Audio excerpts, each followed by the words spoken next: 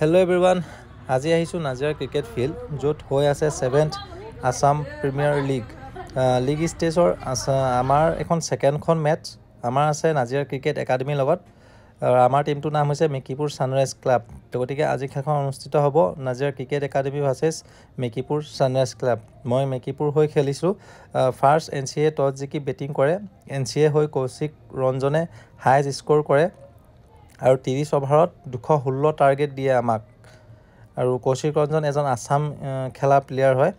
আৰু তেওঁলোকৰ টিমত আছে ডিকু জাকিৰ বহুত ভাল খেলুৱৈ আছে আৰু খালি ডিকু যিজন প্লেয়াৰ এই প্লেয়াৰজনৰ নাম কেদিনৰ আগত ডিমৰ এখন লীগ হৈ আছে তাতো হৈ আছে তাত কোনবা এটা টিমৰ 12 মেন হিচাপে তাতো নাম ৰেজিষ্ট্ৰেচন হৈ আছে তো হেতু কাৰণে এছিয়া পৰা তেওঁলে ফোনো আহিছে আৰু এটা টপিক হ'ল যে তেওঁ নাজিৰা যি সিসিএন টিম এটা আছে আমাৰ নাজিৰা লীগ মেচত খেলে সেই সিসিএন টিমৰ পৰা ট্ৰান্সফাৰ নুলুৱাকৈ এনসিএ টিমত লোকেল গেষ্ট হিচাপে খেলিছে কিন্তু কেনেকৈ খেলিছে আমি কোনো ভালকে নাজানো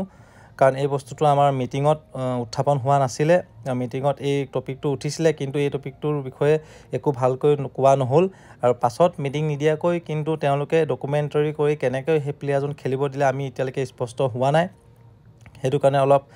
খেল ষ্টাৰ্ট হওঁতো পলম হ'ল কাৰণ সেই কথাষাৰ মই তাত ধৰিছিলোঁ কিন্তু আজি প্ৰায় যিমান বছৰ লীগ হ'ল এই যেটো নিয়ম এই নিয়মটো আজিলৈকে হোৱা নাছিলে কিন্তু এবাৰ ফাৰ্ষ্ট এই এনসিএ নাজিৰা ক্ৰিকেট একাডেমীত তেওঁ খেলিব পোৱাটো আমি মানে এতিয়ালৈকে আমি এটো মানি ল'ব পৰা নাই কিন্তু খেলিলে যিকিনো এজন প্লেয়াৰ হিচাপে তেওঁ খেলিলে একো নাই খেলক আৰু তাৰ পিছত আমাৰ সেকেন্ড ইনিংস হ'ল আমাৰ টিম হৈ বিপ্লৱ শৰ্মা আৰু আব্দুল আৰিফে 118 ৰানৰ পাৰ্টনাৰশ্বিপ দিয়ে ওপেনিং কৰি আৰু লগতে ৰমেন নায়ক জাবেদ আলী ওয়াসিম আনসাৰী ইসাদ আলীয়ে ভাল বেটিং কৰে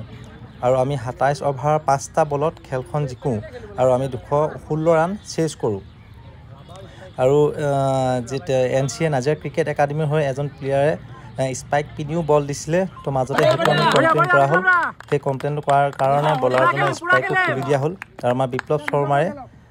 বহুত ধুনিয়া এটা ইনিংস খেলে 84 ৰানৰ তেওঁক আমাৰ ফলৰ পৰা ধন্যবাদ আমি গোটে মেকিপুৰ সানৰাইজ ক্লাবৰ পৰা ধন্যবাদ জ্ঞাপন কৰিছো তেওঁ এই যি সুন্দৰ পাৰফৰম্যান্স দিলে এখন ভাল এটা ভাল এগেইনষ্ট টিমৰ লগত আৰু লগতে তেওঁৰ লগত যি পাৰ্টনাৰশ্বিপ কৰিলে আব্দুল আমাৰ আৰিফে সো তেওঁকো আমি ধন্যবাদ জ্ঞাপন কৰিছো আৰু লগতে ইসাদকা ৰমেন জাবেদ আৰু বোলিংত আমাৰ ফাৰুক আন্ডাৰ 19 প্লেয়াৰ তেওঁ বহুত সুন্দৰ প্ৰদৰ্শন কৰিছে লগতে আমাৰ গোটেইখিনি বলাৰ ভাল প্ৰদৰ্শন কৰিলে হেনাখন আমি খেলখন জিকিলো আমি বহুত আনন্দ হৈ খেলখন জিকি মেলি কাৰণ এটা 12 মাহে প্ৰেক্টিস কৰি থকা এটা টিমক এদিনো প্ৰেক্টিস নকৰা এটা টিমক হৰাই দিয়াটো ইমান ইজি নহয় সো আমি এনাম ভাল খেলিলো জিকিলো হেতু কাৰণে আমি বহুত খেলখন হৈ যোৱাৰ পাছত ফূৰ্তি কৰিলো এয়া হৈছে জাবেদ যি উইনিং শটটো আমাৰ জাবেদে মাৰে বলাৰ হৈছে ডিকু হয় হেজন প্লেয়াৰ যিজনে ট্ৰান্সফাৰ নুলুৱাকৈ লোকেল গেষ্ট খেলি আছে কেনেকৈ ডকুমেন্ট কৰিলে আমি ভালকে নাজানো আৰু তেওঁ ডাবল ৰেজিষ্ট্ৰেচনো কৰা হৈছিল সেইবোৰ আমি এতিয়ালৈকে স্পষ্ট একো নাজানো এটো হৈছে আমাৰ জিকাৰ পিছত খেলখন জিকাৰ পিছত আমাৰ উইনিং সেলিব্ৰেচন বহুত ভাল লাগিছিল কাৰণ কেলে 12 মাহ প্ৰেক্টিস কৰি থকা আসাম খেলা প্লেয়াৰ থকা টিমত আমি যেহেতু আমি হৰুৱাব পাৰিলো হেতু আমাৰ কাৰণে বহুত ডাঙৰ কথা সো আমি মেকিপুৰ সানৰাইজ ক্লাব আমি আজি বহুত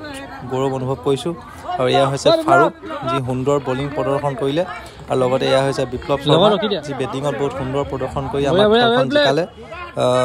মেন অফ দা মেচটো দিয়া হৈছে ফাৰুকক কিন্তু ভাল পাৰফৰম্যান্স কৰাৰ কাৰণে বিপ্লৱ শৰ্মাকো অলপ সন্মান দিলে তো গতিকে ভিডিঅটো ইমানতে সমাপ্ত কৰিছো নেক্সট খেলত আকৌ লগ পাম আৰু আপোনালোকে মোৰ